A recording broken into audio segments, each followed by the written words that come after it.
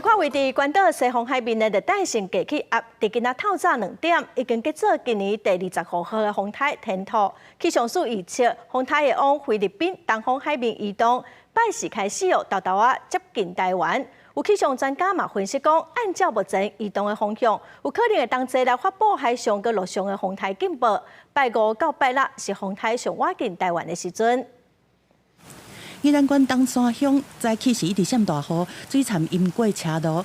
宜兰市区的雨势嘛袂细，看到车路开始积水，居民嘛较紧出来看。安尼会烦恼无？会烦恼淹水无？啊，雨真大吼！ 罗东运动公园4库地仔的积水是来95公分左右，消防人员救封锁线，管制车辆的通行。受到东北季风增强含极境风台外围云系影响，气象署是发布大水河特报，提醒宜兰县爱严防大水河。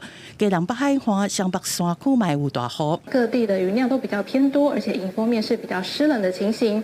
那也可以看到，在整个北部东半部还有我们中南部的山区，都是有一些降雨的状况，尤其迎风面的部分呢。 要特别留意，可能会有一些大雨或是豪雨的情形。目前太平洋海面顶悬总共有4个风台，创有史以来11月4大强震的记录。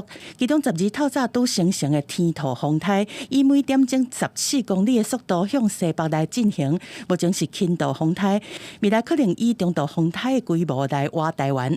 气象专家贾成兴预测讲，接落来2天太平洋高压的势力会增强西伸，天兔风台的路径有小可偏西的趋势，未当排除陆境和海境的可能。14号到15号，太平洋高压它北侧的太平洋高压减弱了，所以刚好这个天兔台风就趁虚而入的一个情形，在它的暴风半径移动的路径不变的情形之下，我们不排除这个天兔台风它发布海警跟陆警的机会都是有的。目前欧洲模式预测讲，天兔风台伫吕宋岛刷过去了后，北转挖过去巴士海峡，部分有可能卡到台东和恒春半岛。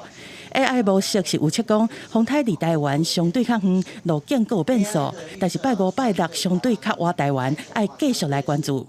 记者综合报道。